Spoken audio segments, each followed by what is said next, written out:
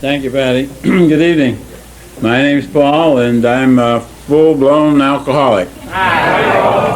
And I bring you greetings from my home group, the 6:45 a.m. Daily Attitude Adjustment Hour in Pomona.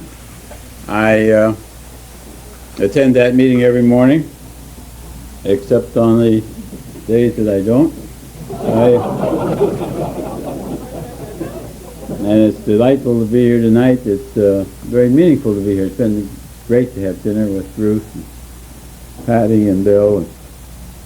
And to be here and for the coin ceremonies and the birthdays. And it's meaningful to be in this room. It's a very warm. All meetings, I'm very aware of the different personalities of different meetings. In fact, I like to go around and try out different meetings just to see the personality of the. All meetings are the same, and yet no two of them are the same. And they have a personality like people. And I like some meetings. I like some people better than others, and I like some meetings better than others. In fact, there was, who was it said something about he never met a man he didn't like? Will Rogers? Yeah. He probably never said that.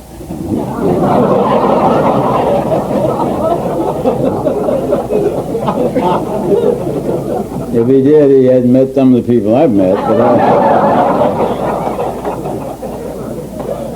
But it's the same way with meetings. All meetings are good, but some are better than others, and I like to go around and try out different ones. And the unit upstairs, I work in a unit of that type, and the people that work up there are very meaningful in my life, and close to many of those people. And just the idea of Laguna Beach.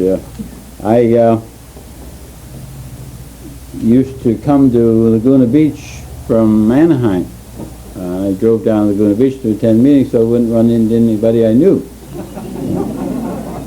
And I came here long enough that I ran into everybody that comes to Laguna Beach so they won't run into anybody they know. Ended up knowing everyone. And it's nice to be here tonight and be a part of this. And I have to be very careful to give a good talk. I understand I get a free copy, and I wouldn't want a copy of a junky talk. If I don't like mine, could I have one of the others?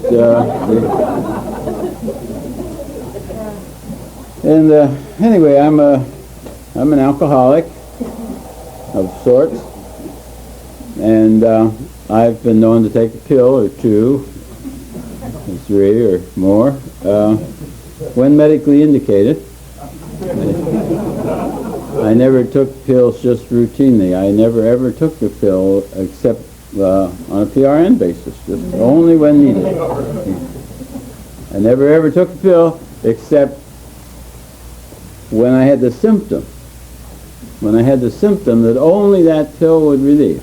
The only time I ever took a pill. I had that symptom. I either had it or I could feel it coming on.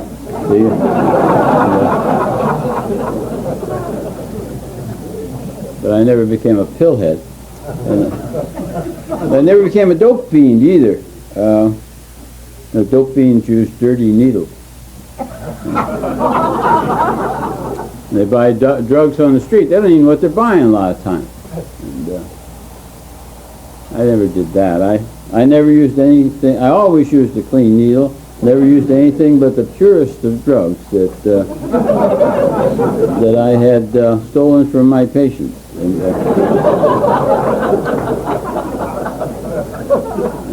but I never stole any from a patient that needed it worse than I did.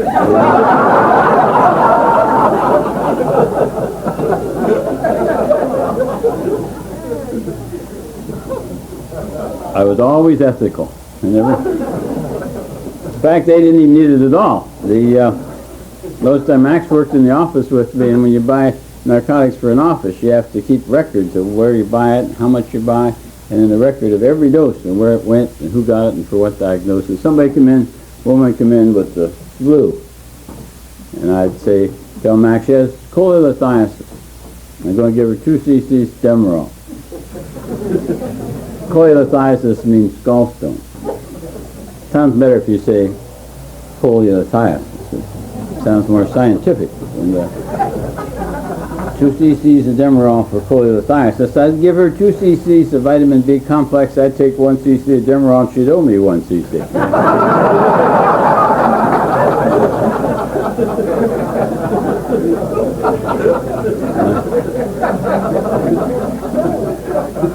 I injected intravenously. It's much better intravenously. Put it in the muscle. It's like almost like nothing. And then put it in the vein. You squirt it in, and you stand there and wait, and nothing happens.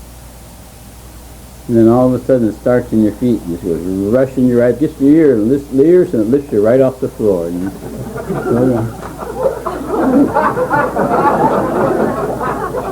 Really great stuff. Really real nice stuff, isn't it? Actually, if any of you are ever planning a slip, you might try some before you get back. I wouldn't go out for it alone, but if you're out there, you might as well screw it up good while you're out there. Other people in AA talk about how they drank, and it went down, and they felt boom, and felt wonderful. They felt like I felt like took Demerol. Everything was wonderful. And I don't recall feeling wonderful when I drank. I don't identify with that. Also, that meeting before, the beginner's meeting, that was a terrific meeting. I didn't identify with the guy who had faked wetting his pants. I never faked wetting my pants.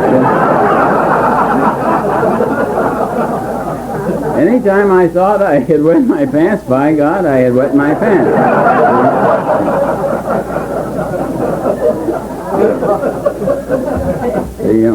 In fact, we had a rule in our house: you're not allowed to drink pop or soda pop or anything like that in the living room. You have to drink that in the kitchen. You only spill it on this carpet. It's all one color. It was a beige. It was a Scotch-colored rug, is what it was. You couldn't drink soda pop in that room. And I remember one morning, it was late in the morning. It was not a good morning. And I went out, and I was walking in my bare feet, and I walked to a spot by the couch, big spot that was wet. And I screamed out, "Which one of you kids spilled your pop here in the living room?" And my big mouth wife, at the top of her voice, yelled, "That wasn't the kids. That's for you couldn't get off the floor last night." And I thought, how disgusting to have to live with a woman like that.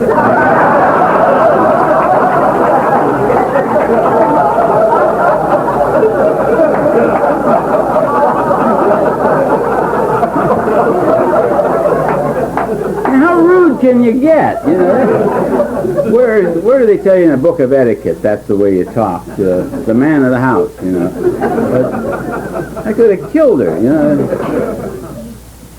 she drove me to drink for years.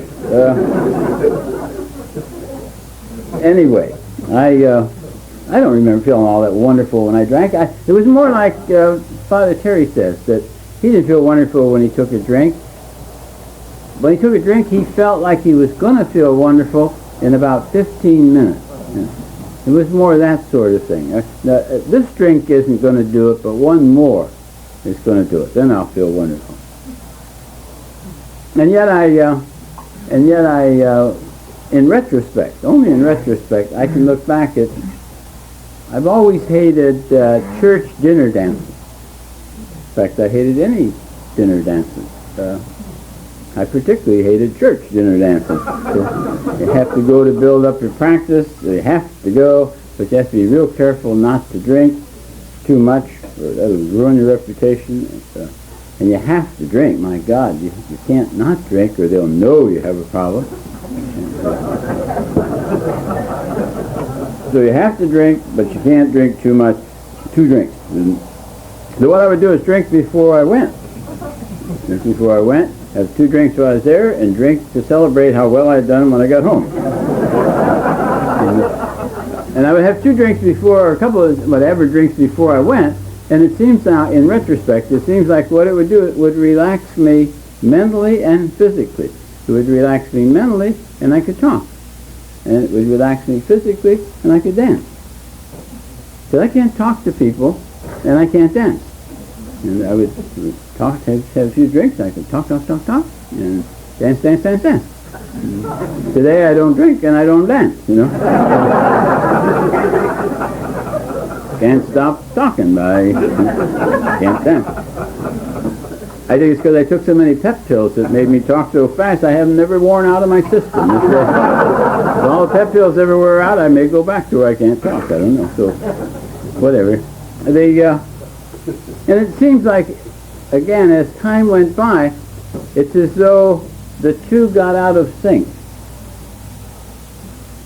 And I would have a few drinks, and I wouldn't have even have begun to relax mentally yet, and I would get too relaxed physically.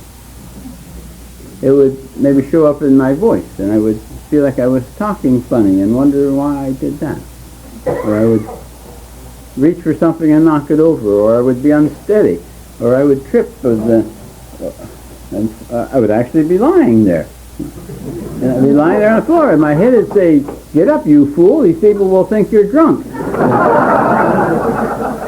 And my body would say, "How am I going to get up? I can't even move," And I've always been, being of scientific bent, I've always been fascinated by what alcohol seemed to do to my body and to my... I would think, isn't that strange that I had paralyzed from the ears down? In the middle of the night, I would be completely confused as to where I was or what was going on, aware of only one thing, that I had a full bladder, one that refused to remain full, and needing to know where the bathroom was, and too proud to ask. And I get to mumbling something about it, and the next thing I know, I'd hear this voice saying, "You fell out of bed again." And God, that would infuriate me. Here I am, paralyzed from the ears down, and some big mouth says, "You fell out of bed." And I'd lay there and know that was scientifically impossible. If you can't move, you can't fall out of bed. And I've never in my life fallen out of bed. I've spent a lot of time on the floor, but I never fell out of bed. And the other times, the opposite would happen. I wouldn't have even begun to get into my dancing relaxation yet, and I would get too relaxed mentally. I wouldn't be physically relaxed, and I'd be too relaxed mentally. It's kind of like as if all the brain cells got together and said, "Oh, what the hell, he's drinking anyhow. Let's take the night off."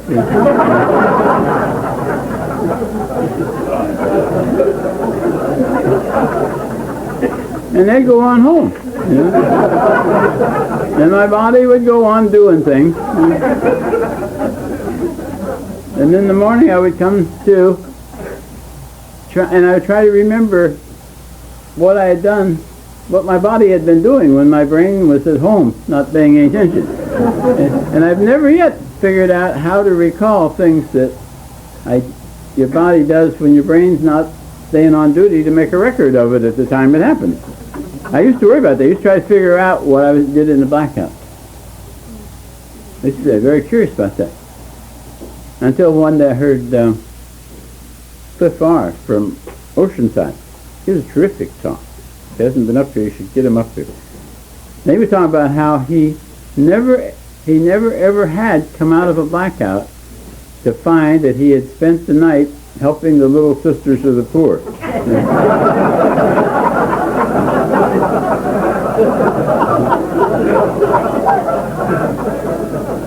So I don't look for that anymore.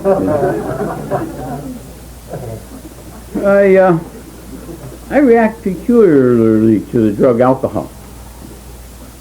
I do weird and peculiar things when I drink it. It's best if I just don't drink it. I can't drink socially safely, sanely, sensibly, I can't drink worth a damn. And it would be best if I just don't drink it. Now, you really don't have to be very smart to figure that out. If when you drink, if the things that happened to me when I drank happened to you, you wouldn't have to be all that smart to decide, maybe it's best if you don't drink.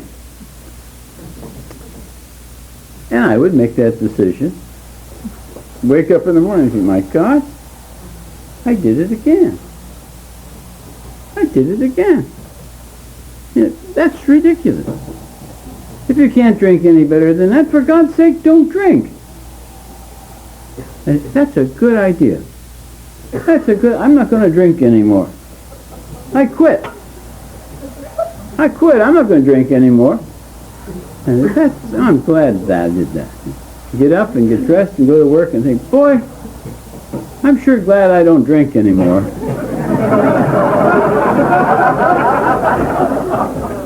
I wish I'd have done this a long time ago. I wish I had got into this a long time ago. It's really nice to not have, it's a tremendous freedom to not have to drink anymore. And boy, glad I don't drink anymore. And get through the day's work and head for home and a long evening of no drinking. I'm real proud of the fact that I don't drink anymore, and so glad that I don't. I'm so glad I've gotten on top of this problem. I'd be driving home, and I'd realize or remember a social engagement. Dr. Bosier's and his wife Dolly, Larry and Dolly, are going to have an open house at their house a month from now. We're going to walk in, and they're going to say, hi, Max.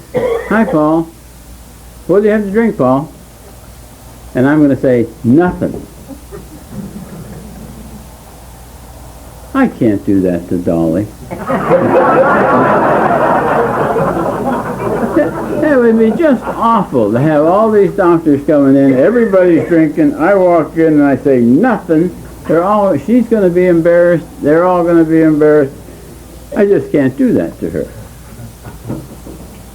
Maybe just for Dolly, I'll drink just beer. And with the word beer, the car pulled in a liquor store. And I would go in and get 2 6-packs of Busch Bavarian half quarts. And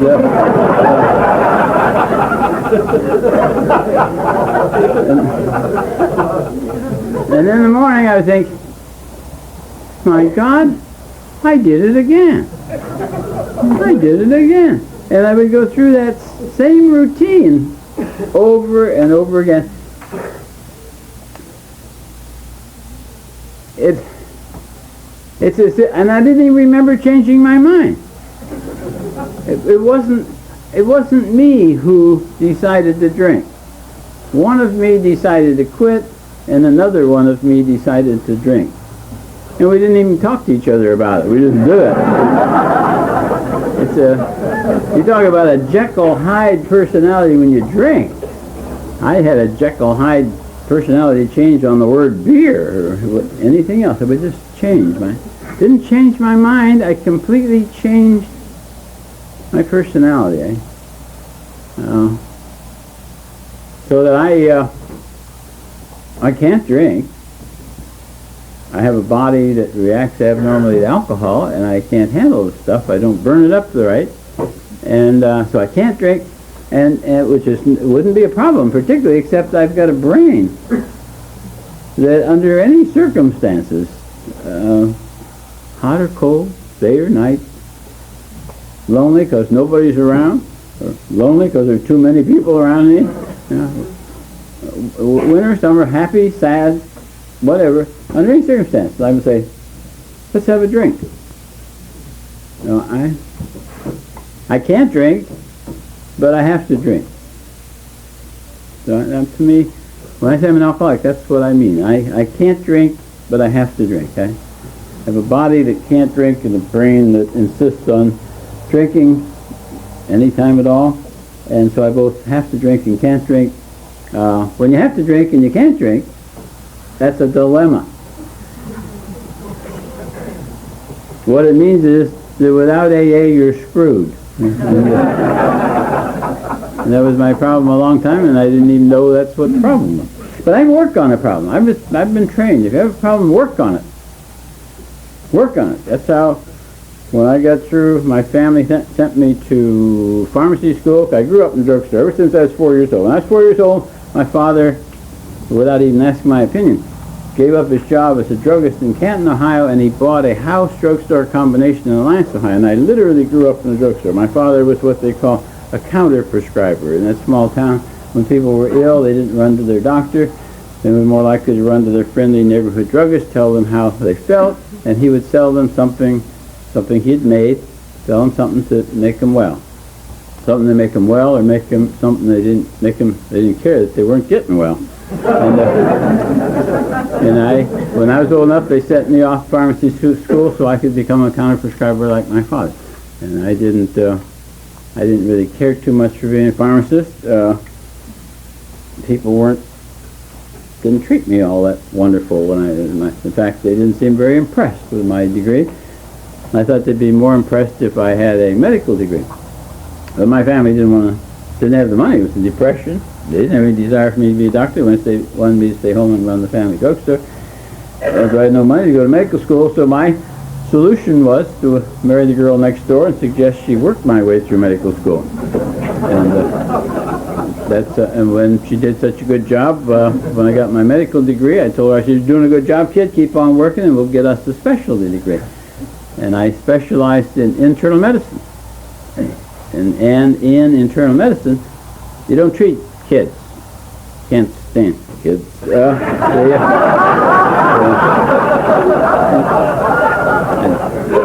don't treat, love dogs, got 2 Ala dogs out in the car, and an Ala cat at home, but no kids. And you don't do any surgery. Can't stand the sight of blood. And you're a diagnostician. You specialize in being able to diagnose what's wrong with people, and then you specialize in pharmacology. That is knowing what pill, what medication, what medicine you can give them to make them well. So I would specialize in diagnosing your illness and giving you a pill for that. And I was good at it. It was a big practice. And very ethical. Never got in any trouble, and very ethical. Had my own Hippocratic oath in that I never ever gave a patient a pill that I hadn't first tried out on myself. I had a pill for every ill, and I was sick a lot, and I was good at that. And I worked on the problem. I worked on the drinking problem. I did all kinds of things, and everything I did worked for maybe hours, maybe minutes, maybe a day or two, or else it would make it better. But then when it wore off, it would come back worse than it was before I tried it. So the harder I worked on the problem, the worse it got, and the worse it got, the harder I worked on it. I also had I've had a sleeping problem. Now that if you haven't gone nuts lately and you'd like to go nuts, that's a good problem to work on. That's the kind of problem that the harder you work on it, the worse it gets, and the worse it gets, the harder you work on it. And I never ever had a drinking problem. I had a sleeping problem. Back in pharmacy school, I found out I'd go to the pharmacy school all day, go home, work in the family drugstore all evening, and in the evening I'd study till midnight, 1, 2 o'clock, go to bed, and then for the rest of the night I'd be half awake and half asleep, and everything I'd been studying would be running through my head, and in the morning I'd be both tired and stupid. And in pharmacy school I found I could drink a couple of beers, jump in bed, sleep real fast, and wake up smart. And it worked fine. Honor grades in pharmacy, and then graduate school, and then medical school, and then on through 20 years of practice. The only thing is, the harder I worked on the sleeping problem, the worse it got. And the more I had to drink in order to get to sleep, and the shorter and shorter period of time it kept me asleep. With that first beer to get to sleep, in retrospect, I can see that I started many years of progressive living and better living through chemistry.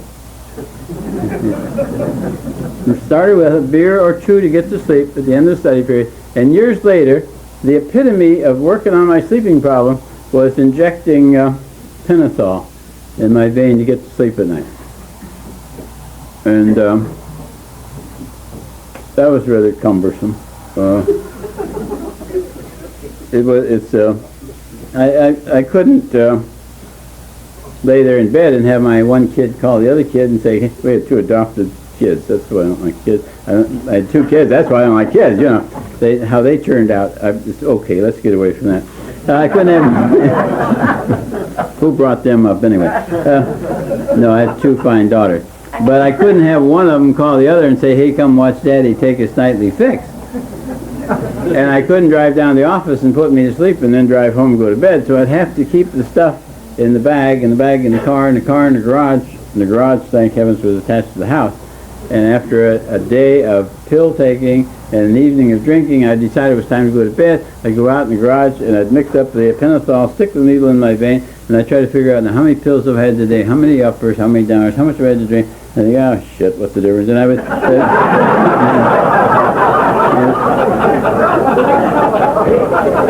I'd squirt it in, take it out, take the current out, throw it in the bag in the car, slam the car door, run down the hall, and turn the corner and jump in bed so I could fall asleep. It's a long way to the bedroom. At least a little bit too much pentothal, and I just zing right under the car. And at least a little bit not enough, and I'd squirt it in, take it out, throw it in the bag, slam the car door, run down the hall, jump in bed. Nothing would happen, you know. And I'd have to go back and do it over again. The epitome of working on my sleeping problem was that the longer I used it, the shorter period of time it lasted. And one night I had to put myself back to sleep 4 times in one night.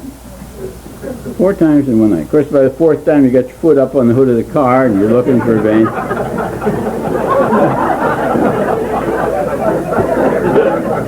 It was, you know, it's not an entirely restful night. And I got to thinking about that in the morning. And I thought to myself, you know, that's not social sleeping.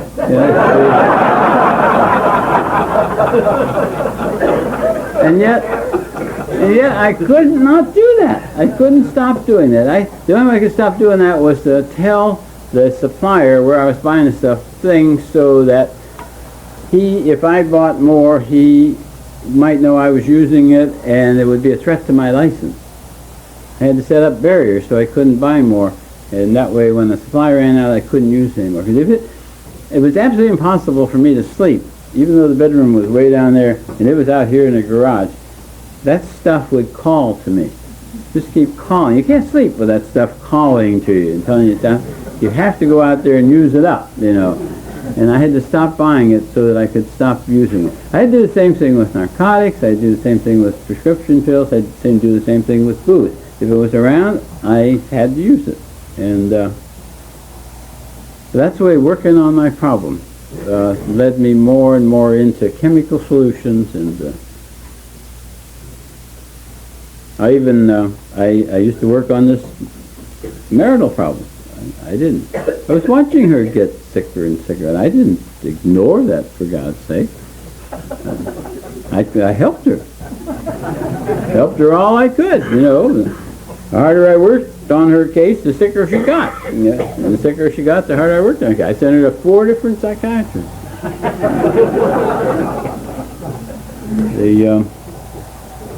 I even tried, I thought hypnosis would help, and I took a course in hypnosis.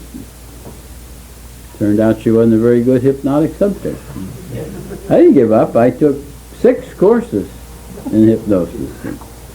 I ended up a drunken hypnotist.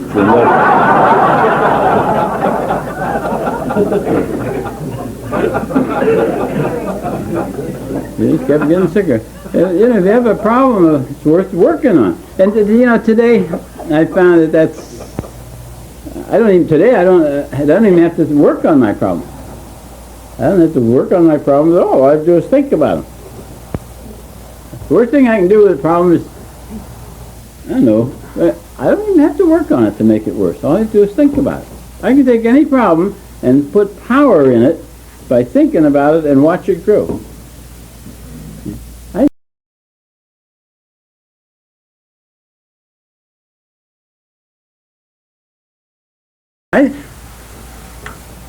I have never thought I had a problem and been wrong. I've never thought I had a big problem and been wrong. Nice part about it, I can also, if I think it's a little problem, it's a little problem. I determine whether my problems are big or not. In fact, I determine really whether I don't like to admit it most of the time, but I decide whether or not I have a problem. And I usually decide I do. And I take any problem and make it bigger. I can take a non-problem. I can take, so you can see that's not a problem. A minute. It could be. Yeah. In fact, when I look at it in a minute, it is kind of a problem. Yeah. And pretty soon I'm thinking, it's a good thing I've been looking at this, because this really is a bit of a problem. And other people seem to be missing it. Now look at this. This is a problem. And I get to watching it, and I just see the thing grow. And pretty soon any fool can see the problem. People say, well, don't think about it. Well, you can look over there, and there it is. You look over there, and there it is. How are you going to not think about it? I can't have a problem and not be obsessed with it, let alone not think about it. I just watch it and look at that god darn problem, and I can be overwhelmed with it, just watching the thing grow. And so I ended up in the nut ward. Didn't end up in a nice alcohol treatment unit. I ended up in, see what I told you, we're a tremendous diagnostician I am. Really successful at it. And it was, so I remember I had a convulsion. And I was going to the best neurologist in Orange County. And he didn't know why I had a convulsion. He didn't think to ask me if I drank. And I didn't think to tell him. And he was treating me for a convulsive disorder. And he didn't know why I had convulsions. And to me, so I thought what I needed is a good diagnostician. What else? A diagnostic problem, I needed a diagnostician. So I went to the best diagnostician I knew, me. And I certainly knew my case better than anybody else. And I looked in the mirror, and I checked me over a little bit, and I got some lab work, and I realized I had convulsions, the daily headache, change of personality, sense of impending doom. I thought I was going crazy. What's the problem? All of a sudden it's obvious.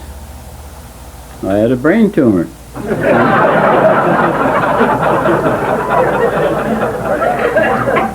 had a brain tumor and I'd die and you'd all be sorry, by God.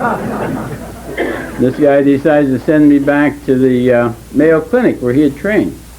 And I thought that's a good place to get my brain tumor diagnosed.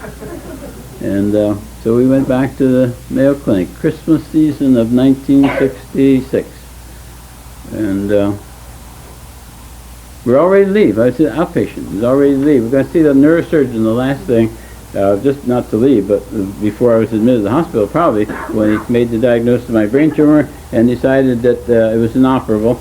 I saw this neurosurgeon, and he said something about, well, there's one person you haven't seen yet, and that's our psychiatrist. Maybe I ought to see him. And I thought, well, that's a strange person to see to diagnose my brain tumor. But I realized they had looked a lot of other strange places too for my brain tumor. And so I went to see the psychiatrist, and I ended up in the nut ward of the Mayo Clinic. And I didn't like it there. I signed out of that dump. I had to promise Max I wouldn't drink anymore, I wouldn't take pills anymore, I wouldn't talk to girls anymore, I wouldn't smile anymore. If she'd signed a release so I could get out. So we signed the release and got out of there and got on an airplane on Christmas Day of 1966 to fly back to California, where they treat me with more respect. And immediately had a big fight over whether or not I'd drink the free booze. And she nagged. She won. I didn't drink it. But by God, I punished her. I wouldn't eat and I wouldn't talk either, all the way back to California. And I got back here and they put me in the nut ward of St. Joseph's Hospital. And there they wanted me to make leather belts.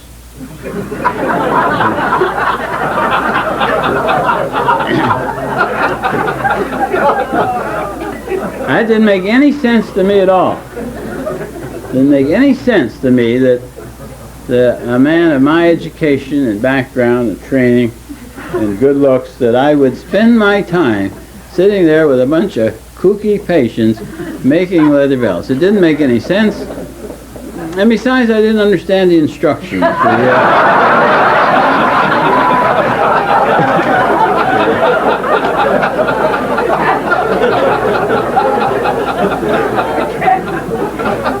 I've always had a theory, if you don't understand a thing well enough so that you can explain it to me so that I understand it, then you don't really understand it all that well.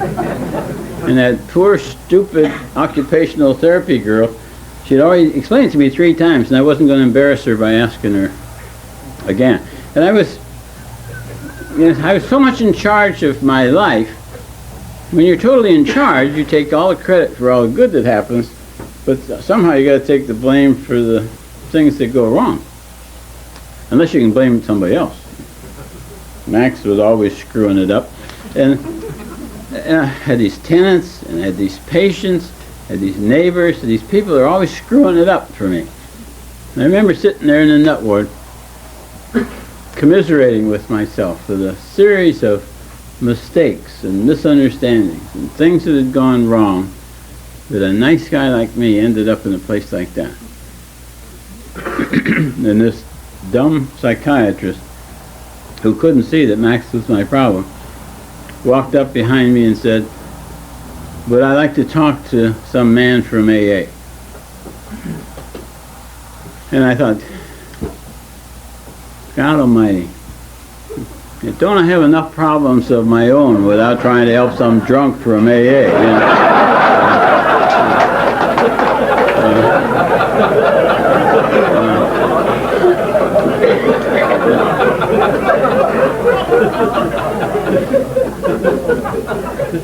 I didn't know anything about alcoholism. Didn't even want to know anything about alcoholism. Didn't even like alcoholics. Didn't even like to treat them. They always want to be seen as an emergency and without an appointment. They don't keep an appointment when they have one. They don't pay their bills anyhow, and I can't stand them. But I could tell by the look on his face it would make him happy. Now, I don't know if you've ever been in the nut ward, but if you're ever in a nut ward, I think a couple of you might have been. If you've ever been in the nut ward, happiness in the nut ward is having a happy psychiatrist.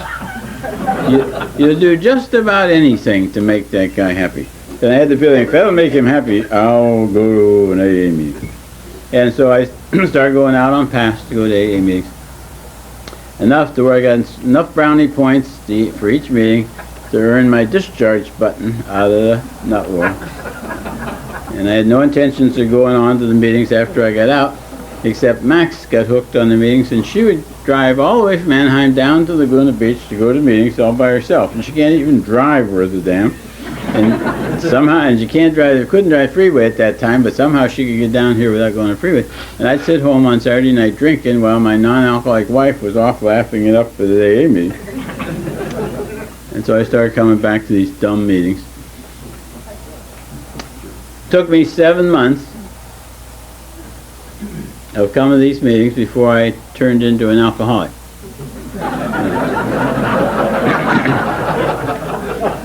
Used to all the time find myself accidentally drunk, but I wasn't an alcoholic. Now that I'm an alcoholic, I don't even drink.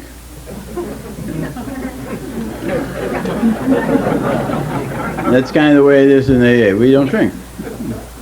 Whatever. We don't drink.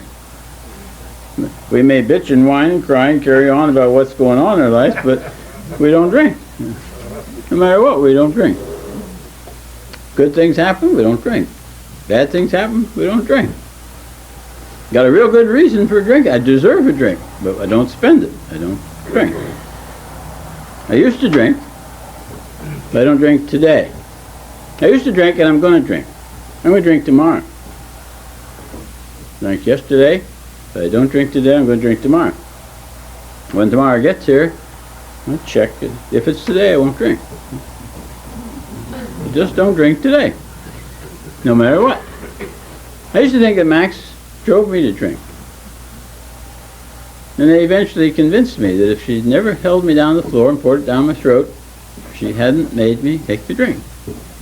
And eventually I became convinced that there was nothing she could do, absolutely nothing she could do.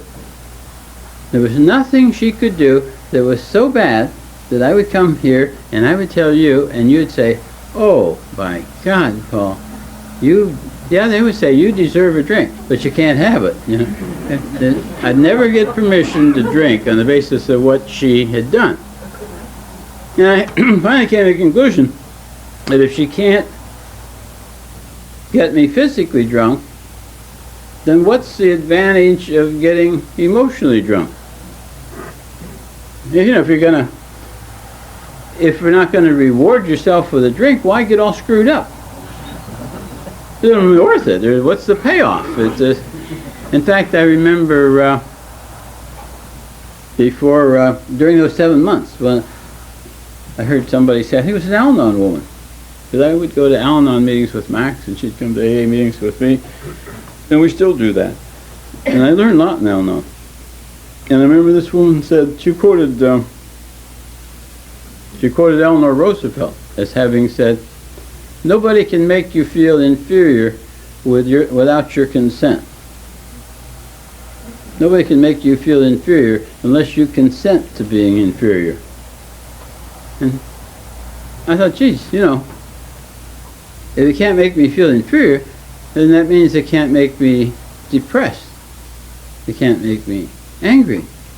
It can't make me panicked. It can't make me afraid. It can't make me anything unless I agree to it.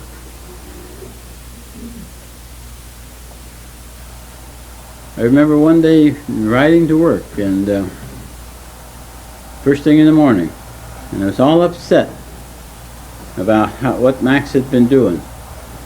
Really all screwed up. They hadn't hardly even got started yet. Halfway to work. And I was thinking, God damn, what that woman. And then all of a sudden it occurred to me, that woman is sound asleep home in bed. And you're carrying on this argument in this empty car. She isn't doing anything to you. And you know, from about that time I began to take responsibility for how I feel.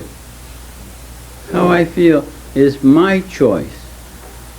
Good or bad, how I feel, it's my choice. I was exercising a choice all those years and didn't even know it. I guess I had a choice all those years but wasn't exercising it.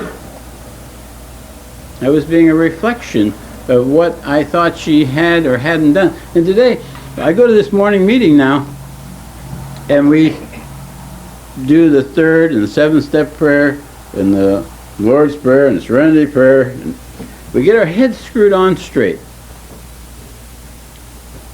And we turn our will and our lives and our personalities and all about us over to the care of God, so that whatever happens, nothing is going to happen by mistake. If whatever happens is the way it's supposed to be. No matter what anybody says to me or how they act to me, that's what they're supposed to say and that's how they're supposed to act. And the key, the game is, can I leave that meeting with a good attitude and go from that meeting to the next meeting without letting my attitude change? And by God, someday I'm going to make that.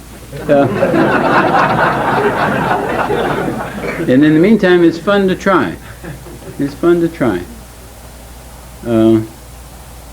At that earlier meeting today, somebody said something about having to grow through everything we go through. I had a hard time accepting the fact that I, of all people, would be an alcoholic. Because I'd never ever had any plans to be an alcoholic. Just never occurred to me, might be a good, why don't you be an alcoholic? And you go, oh, I think I need to be an alcoholic. And I've never met the person yet who made that decision. Everybody seems to become alcoholic by mistake.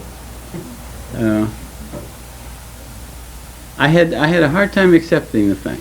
And I used to spend my time in meetings making lists of reasons why I wasn't really alcoholic. I wasn't that bad. In fact, when I accepted my alcoholism, I accepted the fact that, okay, God, I do have a drinking problem, probably even a serious drinking problem, and I might even be a kind of alcoholic, some mild kind. You know. And if you're new here today and you're having trouble deciding whether you're really all that bad or not, if necessary, cheat a little bit. I've never seen anybody ever asked to leave AA because they weren't alcoholic enough. Did anybody else? I've seen a lot of people leave. A lot of people leave because they don't think they're alcoholic enough. And the ones that are lucky enough to get back always come back more alcoholic than they left. If you're not quite alcoholic enough now, tonight, there's two ways you can become more alcoholic. The hard way is to go back out and try it some more.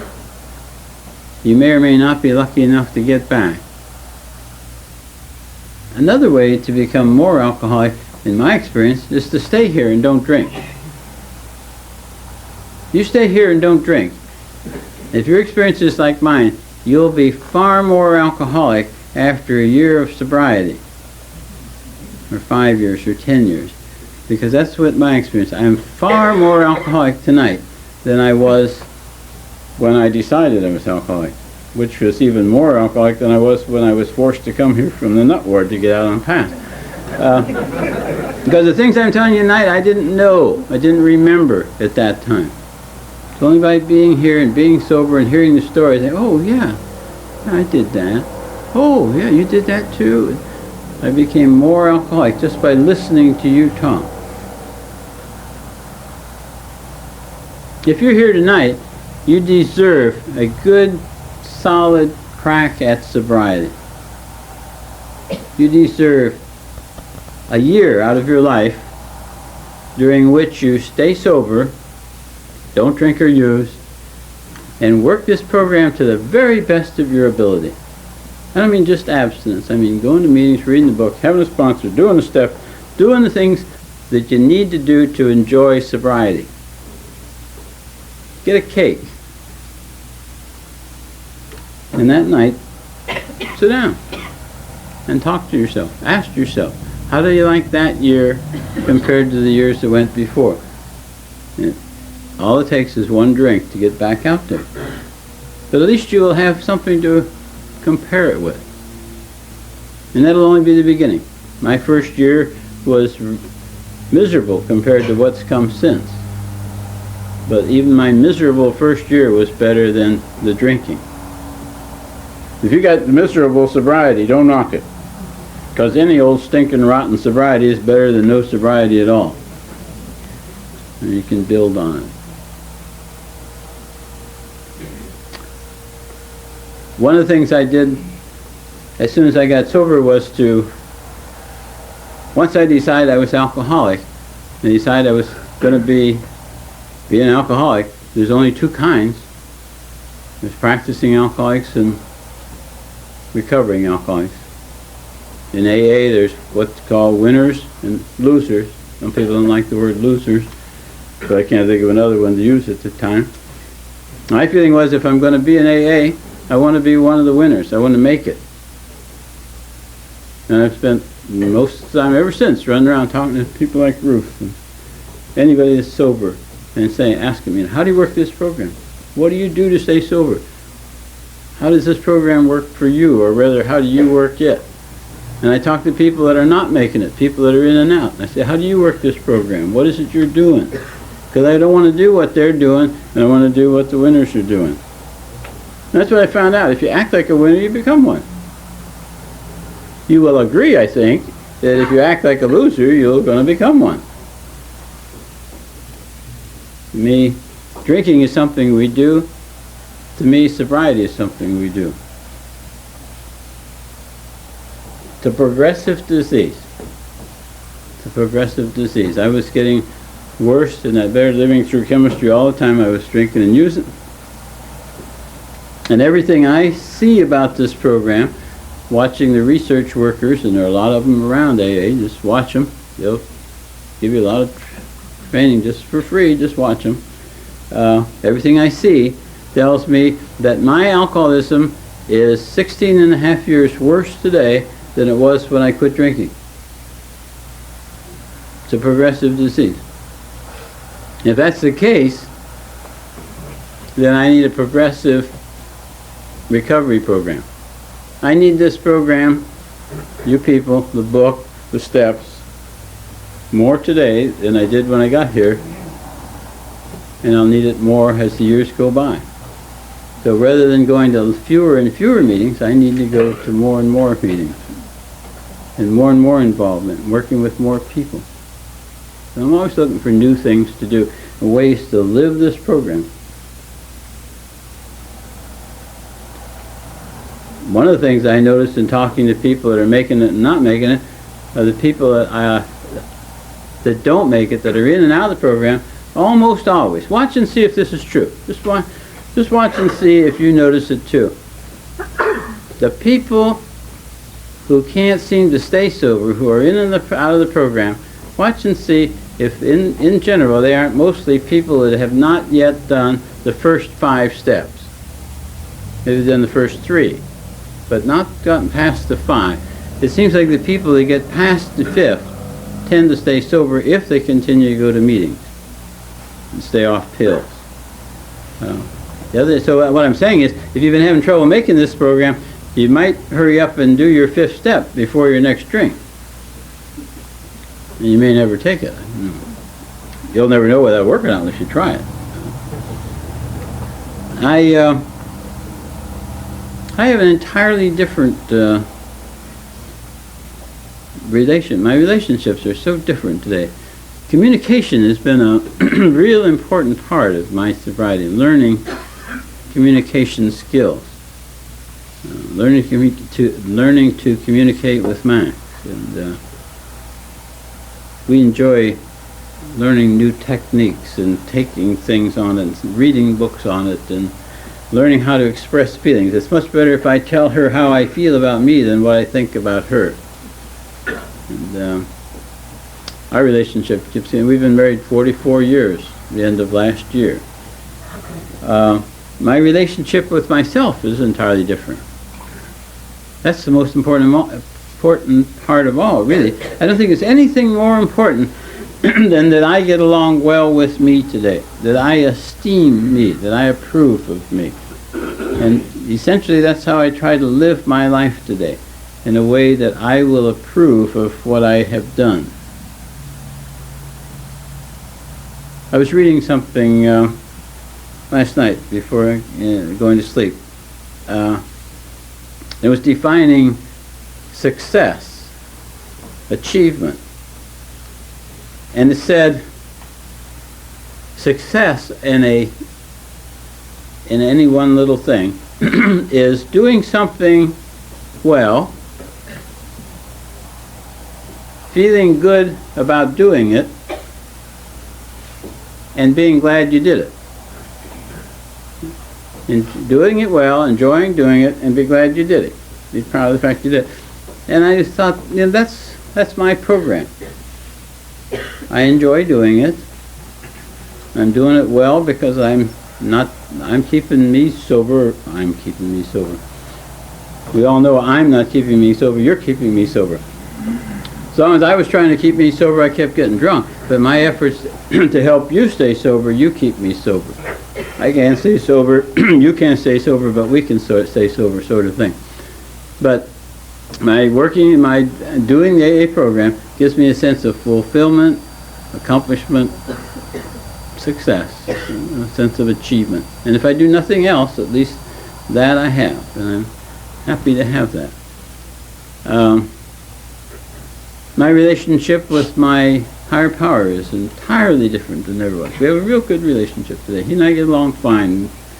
We are good friends, where we used to hate each other. And as I often say, he drives to work with me every day, except on the days when he forgets. And,